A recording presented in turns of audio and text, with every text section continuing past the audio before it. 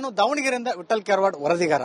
ಏನು ಪ್ರಮುಖವಾಗಿ ರಾಷ್ಟ್ರೀಯ ಹೆದ್ದಾರಿ ಅಂತ ಕರೆಸಿಕೊಂಡಿರುವಂತಹ ಪುಣಾ ಬೆಂಗಳೂರು ರಸ್ತೆಯಲ್ಲಿರುವಂತಹ ಅವ್ಯವಸ್ಥೆಗಳು ಸಾಕಷ್ಟು ಅವಾಂತರಗಳನ್ನ ಸೃಷ್ಟಿ ಮಾಡುತ್ತಿರುವಂತ ನಾವು ದಿನಂಪ್ರತಿ ಗಮನಿಸಬಹುದು. ಯಾಕಂದ್ರೆ ಕಳೆದ ಸುಮಾರು 35-40 ವರ್ಷದಿಂದ ಆಗಿರುವಂತಹ ಚತುಷ್ಪಥ ಏನು ಹೈವೇಯಲ್ಲಿ ಸಾಕಷ್ಟು ಭಾಗದಲ್ಲಿ ಈ ಬ್ರಿಡ್ಜ್ಗಳಂದ್ರೆ ಅಂಡರ್ ಬೈಪಾಸ್ ಬ್ರಿಡ್ಜ್ಗಳನ್ನ ಮಾಡದೇ ಇರೋದ್ರಿಂದ ಸಾಕಷ್ಟು ಅದೇ ಸಾಲಿಗೆ ಇವಾಗ ದಾವಣಗೆರೆಯ ಹೊರವಲಯದಲ್ಲಿರುವಂತಹ ಕುಂದವಾಡ ಭಾಗದಲ್ಲಿ ರಾಷ್ಟ್ರೀಯ ಹೆದ್ದಾರಿ ಅಂದ್ರೆ ಚತುಷ್ಪಥ ಹೆದ್ದಾರಿಗೆ ಆ ಒಂದು ಬ್ರಿಡ್ಜ್ ಅನ್ನ ಮಾಡಬೇಕು ಅನ್ನೋ ನಿಟ್ಟಿನಲ್ಲಿ ಸುಮಾರು 25 ವರ್ಷದಿಂದ ಸಾಕಷ್ಟು ಹೋರಾಟಗಳು ಮಾಡ್ತಾ ಇತ್ತು. ಅದೇ ನಿಟ್ಟಿನಲ್ಲಿ ಕಳೆದ 1 ವರ್ಷದ ಹಿಂದ್ಗಡೆಗೆ ಒಂದು ಈ ಬ್ರಿಡ್ಜ್ ಕಾಮಗಾರಿ ಆರಂಭ ಆಯ್ತು. ಆದ್ರೆ ಆಮೆಗತಿ ಅಂದ್ರೆ ಕೇಂದ್ರ ಸರ್ಕಾರದ ಅನುದಾನದ ಕೊರತೆ ಇದೆ ಆ ನಿಟ್ಟಿನಲ್ಲಿ ಅಂತೇಳಿ ಏನು ಕಾಮಗಾರಿ ಆಮೆಗತಿ ವೇಗದಲ್ಲಿ ಸಾಕ್ತಾ ಇರುವಂತದ್ದು. ಅಂದ್ರೆ ಒಂದು ದಿನ ಕೆಲಸ ಮಾಡಿದ್ರೆ 2-3 ದಿನ ಸ್ಟಾಪ್ ಮಾಡುವಂತ ನಿಟ್ಟಿನಲ್ಲಿ ಈ ಬ್ರಿಡ್ಜ್ ನ ಕಾಮಗಾರಿ ನಡೆದಿರುವಂತದ್ದು. ಇದೇ ಹಿನ್ನೆಲೆಯಲ್ಲಿ ಏನು ಕಾಮಗಾರಿ ವಿಳಂಬ ಆಗಿರೋದ್ರಿಂದ ಮತ್ತು ಬ್ರಿಡ್ಜ್ ಆಗದೆ ಇರೋದ್ರಿಂದ ಸುಮಾರು 11-12 ಹಳ್ಳಿಗಳಲ್ಲಿ ಸಾಕಷ್ಟು ತೊಂದರೆ ಆಗ್ತಿರುವಂತದ್ದು.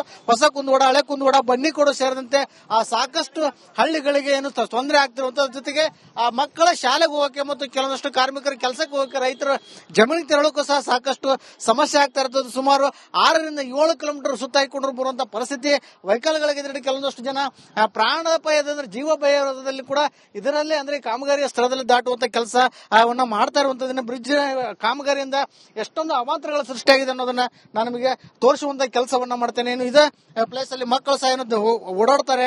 ಮಕ್ಕಳು ಓಡಾಡುವಂತ ಪರಿಸ್ಥಿತಿಯಲ್ಲಿ ಕಬ್ಬಿಣದ ರಾಡ್ಗಳು ಯಾವ ಮಟ್ಟಿಗೆ ಎದ್ದು ನಿಂತಿದೆ ಅಂತ ತಾವು ಗಮನಿಸಬಹುದು.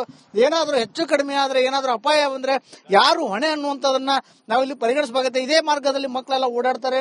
ಎಷ್ಟೊಂದು ಕಬ್ಬಿಣದ ರಾಡ್ಗಳು ಸಹ ಇಲ್ಲಿ ನಿಂತಿರುವಂತದ್ದು ತಾವು ದೃಶ್ಯದಲ್ಲಿ ಗಮನಿಸ್ತಾ ಇರುವಂತದ್ದು.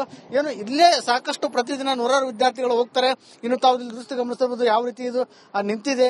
ಇದನ್ನ ಸರಿ ಮಾಡೋದು ಯಾವಾಗ ಇದು ಸರಿ ಆಗುತ್ತೆ ಅನ್ನುವಂತಹ ಒಂದು ಕೌತುಕದ ದೃಷ್ಟಿಯಿಂದ ಇಲ್ಲಿಯ ಗ್ರಾಮಸ್ಥರೆಲ್ಲ ಕಾಯ್ತಾ ಇರುವಂತದ್ದು. ಸುಮಾರು ಹೋರಾಟದ ನಂತರ ಈಗ ಕಾಮಗಾರಿ ಮಾಡ್ತಾ ಇದ್ದಾರೆ. ಆದ್ರೆ ಕಾಮಗಾರಿ ಕೂಡ ಆಮೆಗತಿ ವೇಗದಲ್ಲಿದೆ.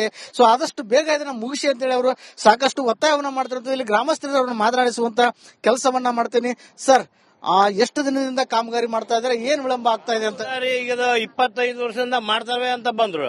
ಈಗ ವರ್ಷದಿಂದ ಎಲ್ಲ ರಸ್ತೆಯನ್ನ ಅವ್ಯವಸ್ಥೆ ಮಾಡಿದ್ರು.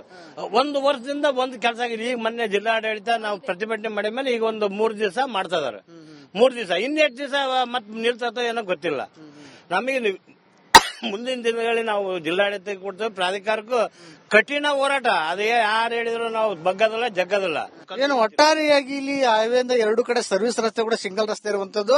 ಅಲ್ಲಿ 2 ಕಡೆಗೆ ಚಲನೆ ಆಗೋದ್ರಿಂದ ಸಾಕಷ್ಟು ಅಪಘಾತಗಳಂದ್ರೆ ಸುಮಾರು 10-12ರಷ್ಟು ಇಲ್ಲಿ ದುರಂತಗಳ ಸಾವು ಸಂಭವಿಸುವಂತದ್ರ ಜೊತೆಗೆ ಏನು ಅಪಘಾತಗಳಂದ್ರೆ ಕೈ ಮುರಿತ, ಕಾಲು ಮುರಿತಗಳಂತ ಅಪಘಾತಗಳು ಕೂಡ ಸಾಕಷ್ಟು ಆಗಿರುವಂತದ್ದು. ಆದಷ್ಟು ಬೇಗ ಏನು ಈ ಒಂದು ಬ್ರಿಡ್ಜ್ ಅನ್ನ ಬೇಗ ನಿರ್ಮಾಣ ಮಾಡಬೇಕು. ಅದ್ರ ಜೊತೆಗೆ ಚತುಷ್ಪಥ ರಸ್ತೆಯನ್ನು ಕೂಡ ಆರಂಭ ಮಾಡಬೇಕನ್ನುವಂತಹ ಒತ್ತಾಯ ಇಲ್ಲಿರುವಂತಹ ಜನರದಾಗಿರುವಂತದ್ದು.